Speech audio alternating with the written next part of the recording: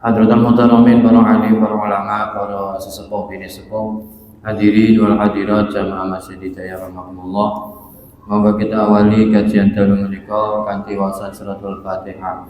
Mugi-mugi kula panjenengan sedaya tansah pinaringan rahmat dan maghfirah Allah taala, tansah pikantuk ridhanipun Allah taala. Dan mugi-mugi keluarga kula panjenengan sedaya ditetesaken keluarga ingkang bahagia sejahtera.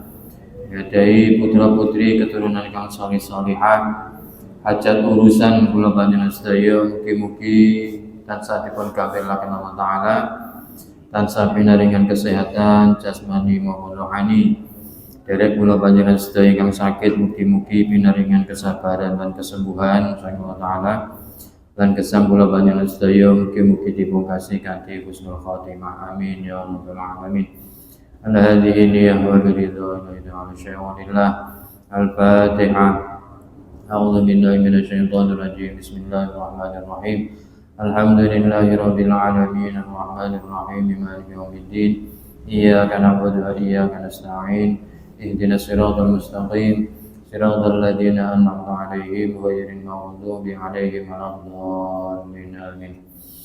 Para jamaah sedaya melanjutaken kajian dalu menika kajian kitab Nashihul Ibad, melanjutaken makalah yang ke-21 dari bab yang kelima.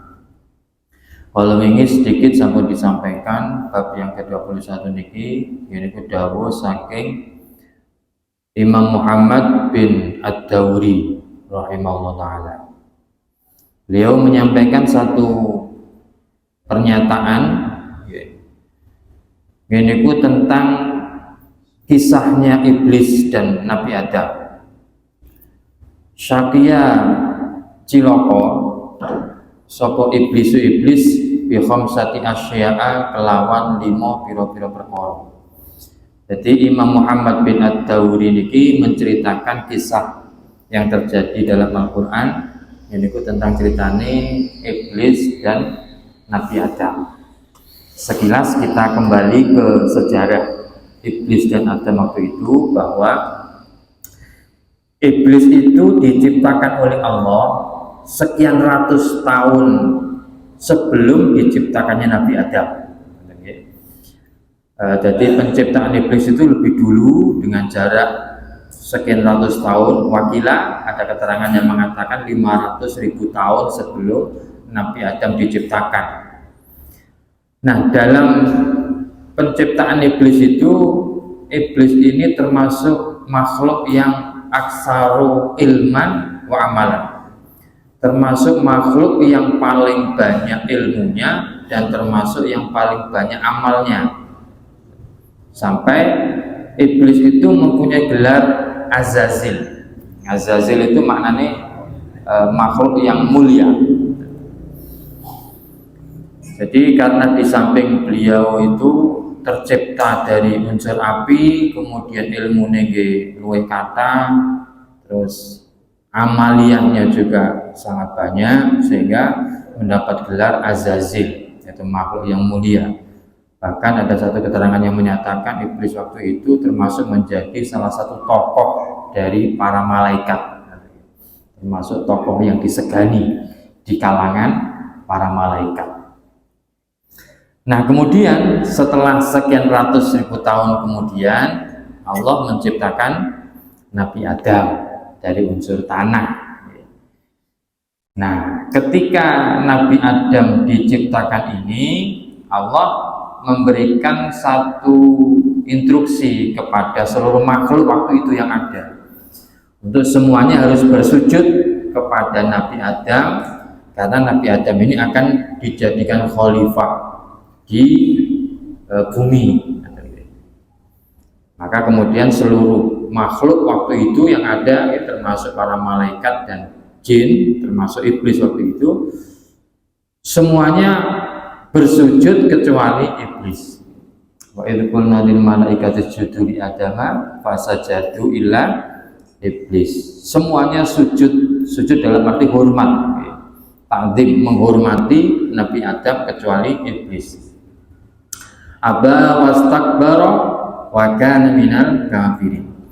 Iblis ini tidak mau Aba itu maknanya dia membangkang, tidak menuruti perintah Allah untuk sujud kepada Nabi Adam. Kenapa? Wastakbaru, dia merasa lebih hebat, muncul kesombongannya.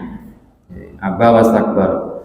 Jadi iblis itu membangkang, tidak mau menuruti perintah Allah karena dia merasa lebih hebat. Pertama, karena dia diciptakan dari unsur api. Kedua, karena dia lebih senior. Ketiga, karena dia lebih mumpuni ilmunya. Keempat, karena dia merasa lebih banyak amalnya.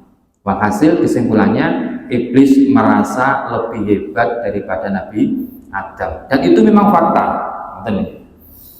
Bahwa iblis itu lebih banyak ilmunya, ya itu fakta.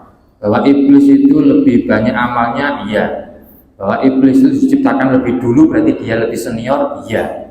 Bahwa iblis itu tercipta dari unsur yang lebih bagus daripada tanah, iya. Jadi semua yang diklaim oleh iblis itu memang fakta. Nah, karena dia berpegang pada fakta, kelebihan-kelebihan yang dimilikinya itu, maka kemudian muncullah rasa sombong tadi itu. Nah, ini pelajaran bisa kita ambil bahwa ketika seseorang itu mengklaim, mengakui bahwa kebaikan-kebaikan yang dia lakukan atau kelebihan-kelebihan yang dia punyai itu semua diakoni sebagai miliknya, maka di saat itulah nanti akan muncul kesombongan, merasa hebat, merasa senior, merasa apik dan sebagainya. Itu ketika dia mengakoni atau mengklaim fakta-fakta yang memang itu terjadi dan seharusnya itu tidak diklaim sebagai miliknya, tetapi harus diklaim sebagai ini pemberian Tuhan. Nah, karena iblis itu mengklaim bahwa ini adalah miliknya, bahwa dia punya banyak amal, punya banyak ilmu, terus unsur dirinya itu lebih tinggi derajatnya. Walaupun faktanya begitu, tapi dia harus tetap manut kepada Sang Pencipta. Nah, karena dia tidak mau menuruti perintah Allah tadi itu, maka kemudian iblis ini dilaknat dan dinas. Dinas niku berarti dicap, dicap sebagai makhluk yang terkutuk. Fa innaka rajim niku teng Al-Qur'an. Qala fakhruj fa innaka rajim. Maka kemudian Allah mengusir iblis itu dan menyatakan sesungguhnya kamu adalah makhluk yang terkutuk, makhluk yang tercela. Artinya bahwa ketika kula jenengan niki sudah mulai muncul kesombongan, mulai muncul merasa hebat dan memandang orang lain menjadi lebih rendah, maka kula jenengan termasuk kategori orang-orang yang dilaknat kali Gusti Allah. Karena berarti kita secara tidak sadar sudah mengikuti jejak langkahnya iblis. Makanya di sini disampaikan sakia iblis, sakia wis cilaka sapa iblis, bi khamsati asya'a dengan adanya 5 perkara. Nah, 5 perkara ini nanti sumbernya adalah karena kesombongan, karena merasa hebat. Apa saja yang menjadikan iblis ini menjadi tercela atau terkutuk? Yang pertama, lam yukirra bidzambi. Dia tidak mau mengakui kesalahannya. Jadi karena dia merasa lebih hebat tadi itu, maka dia tidak merasa bersalah. Dia tidak merasa berdosa ketika dia tidak mau mentaati perintah Allah. Ketika dia membangkang perintah Allah itu, dia tidak merasa bersalah bahwa apa yang dilakukannya itu sudah masuk akal. Saya disuruh sujud kepada makhluk yang lebih rendah, maka secara logika ini sudah nggak pantas, Berarti dia mikirin ngoten. Karena saya yang lebih tinggi derajatnya, saya lebih senior. Harusnya yang lebih junior menghormati yang senior. Karena tadi cara dilogikakan. Nah, iblis itu berpedoman pada logikanya tadi itu. Sehingga ketika dia diperintah untuk sujud kepada yang junior, dia tidak mau itu, dia tidak merasa bersalah. Dia merasa bahwa pendirian saya ini benar karena saya senior, harusnya yang junior ini yang hormat kepada senior. Ngajar. Sehingga begini dia tidak mau merasa bersalah, dia tetap merasa benar. Ini yang menyebabkan dia menjadi terkutuk, terlanat.